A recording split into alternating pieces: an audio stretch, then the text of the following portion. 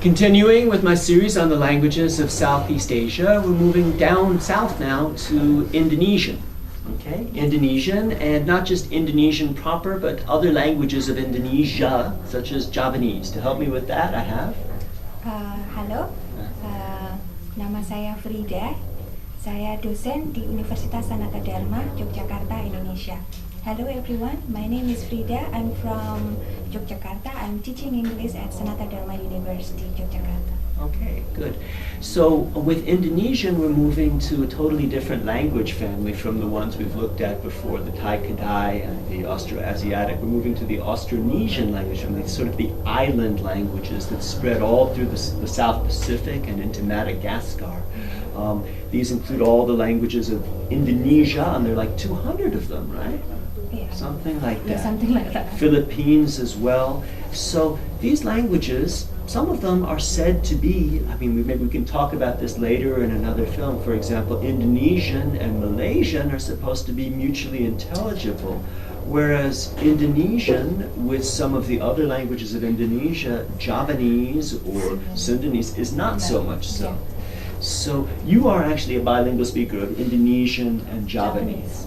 So my first question to you is, I've read that Indonesian proper has something like only 25 million people who speak it, whereas Javanese has 85 million, and Sundanese has 35 million.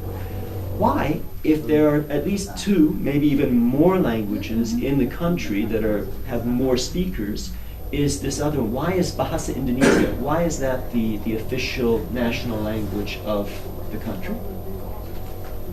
Well, I think it was rooted back to the history when in 1928 the Youth Congress decided to pick out this Malay coming from Riau Island to become the national lingua franca of all Indonesians.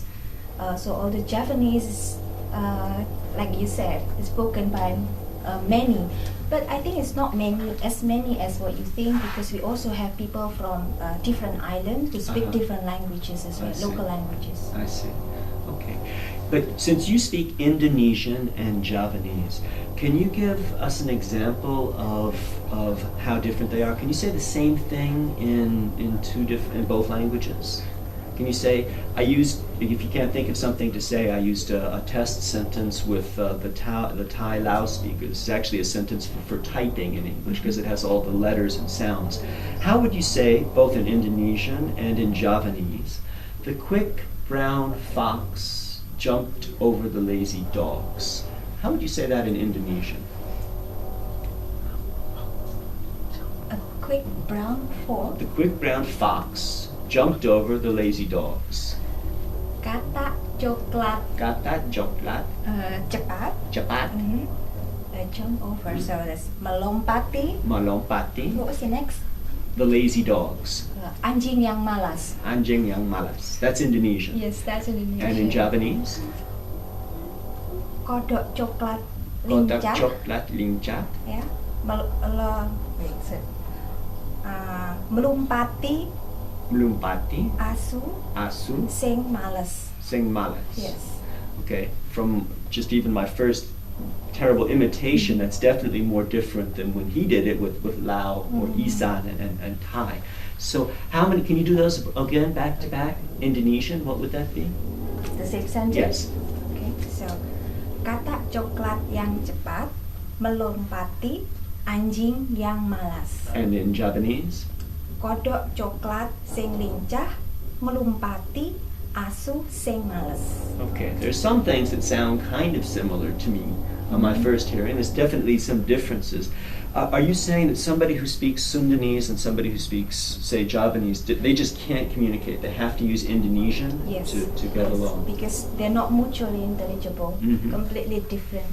And some word may be interpreted as different meaning in different language, like what Sundanese has something which is considered to be polite, for example, might be impolite in Javanese, things like that. Are politeness features and structures like that, is that a very important aspect of learning any of the languages of Indonesia, speech levels and this kind of thing? In Indonesian, what we have is only standard and non-standard. So if you are learning the non-standard, actually you can survive everywhere because people understand. But standard language, standard Indonesian language is normally needed when you are on formal occasions, when you deliver a speech, for example, then you will need a certain, let's say, address terms, okay, which are only suitable for those occasions and not for informal situation. But for local languages, just like the case of Javanese, it has 3 different levels. So the high, medium, and low. And this will consider who you are talking to. Politeness will be influenced by that. So if you are, for example, if you know a certain person for the first time, you're not very close, then you're not supposed to be using the low level because it's considered to be rude, not polite. Okay, so you have to be using the highest level. And also when you're speaking to older people, then you will be needed to use the high standard. Sounds very much like the speech levels in Korean or Japanese, okay, that have that. What are some other distinctive features of the languages of Indonesia? Can you point anything out in particular? Indonesian only? Indonesian or the languages of Indonesia, or Javanese that you know. Do they have a long literary tradition? What does it mean? There's a lot of writing. I recall, again, Javanese in particular has been sort of intriguing to me for many years because you said maybe there's not quite as many speakers as I have read there, but there are. But there's very little written about it in the world, very little books to study or find anything out about it. But it's supposedly this huge language, and I think I read that it does have, going back about 1,000 years, the culture of India was originally very important in Indonesia, starting about maybe the year 1000, and then starting about the year 1500, Islam became very important too.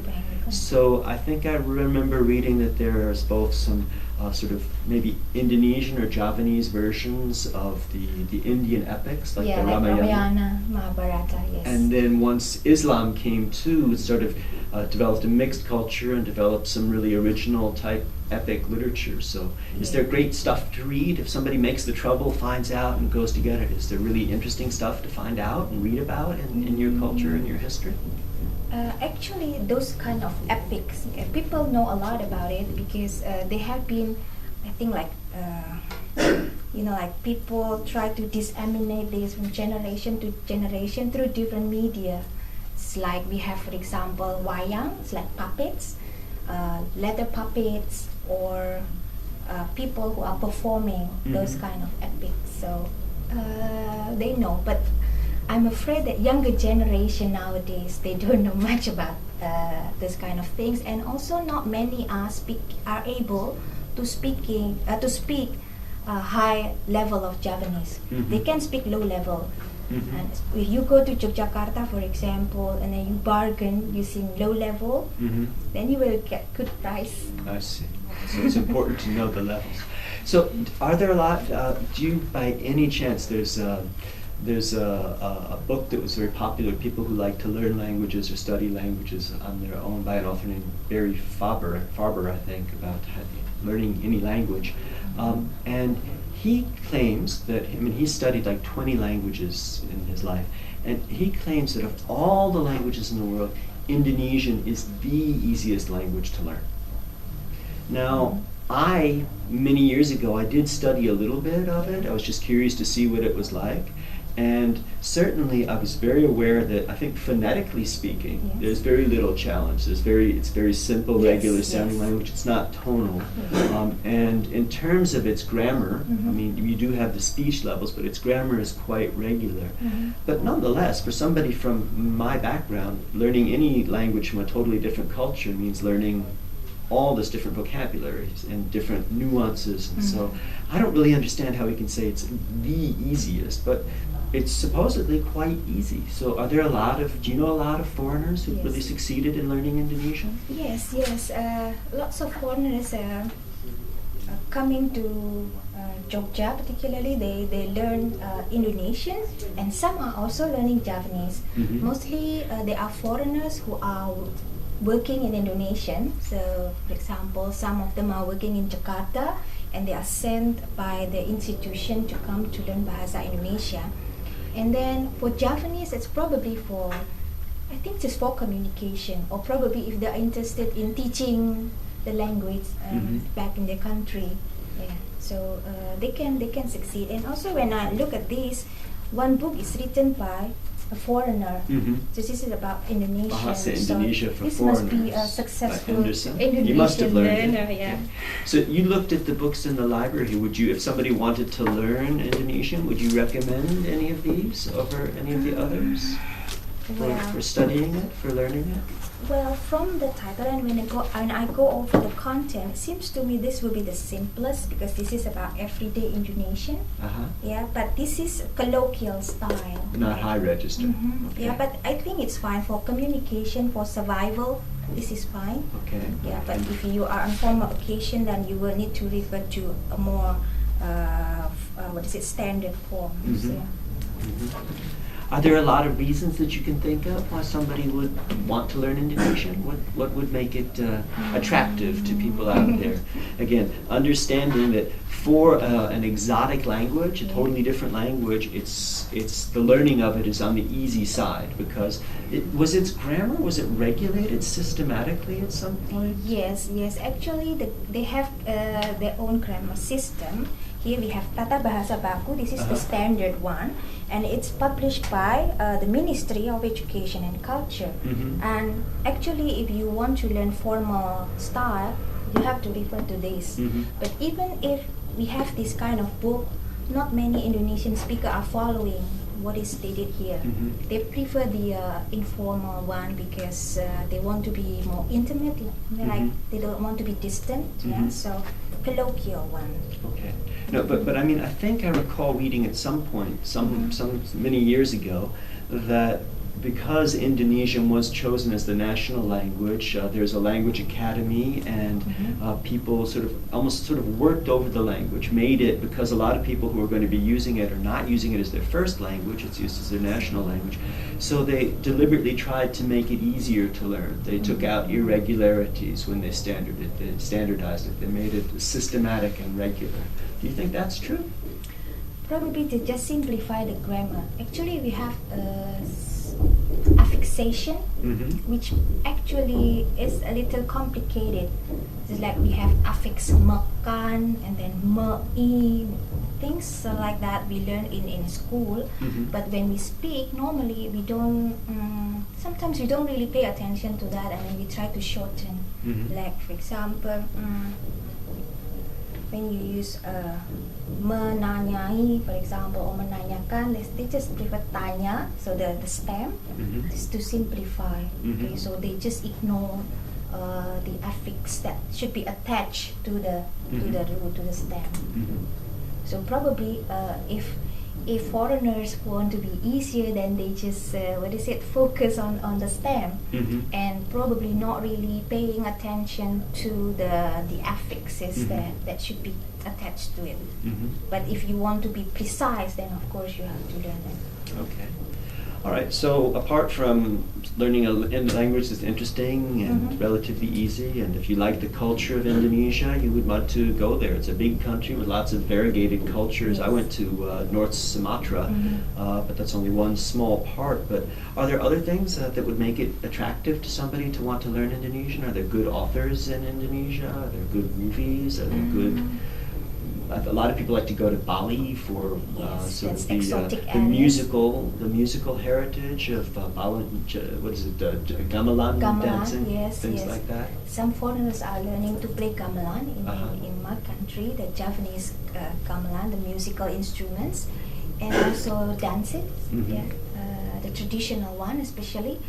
And I think that would be interesting if you know Bahasa Indonesia, and then you can go visit the country, okay? Because if you travel around Indonesia, then you can still survive. Not knowing the local language, then you can speak with them. Okay. Well, do you have any final concluding words you'd like to say to the world about Indonesian, Javanese, Indonesian culture, anything? I believe it would be very beneficial for all of you to come to Indonesia and to visit many interesting, lots of exotic area like Dr. Alexander mentioned. Bali, North Sumatra is one of them, and also in Java itself. And about the language, I think it's also interesting because in Asian countries like Southeast Asia, Indonesia is one of the mostly learned languages. For example, we're not mentioning South Asia, but also Australian is one of the neighboring country that that learn Bahasa Indonesia as well, and they also offer Bahasa Indonesia as one of the elective language there. Okay, so I think it would be good if you can come and learn the language and visit the interesting places in our country. Okay, all right, thank you.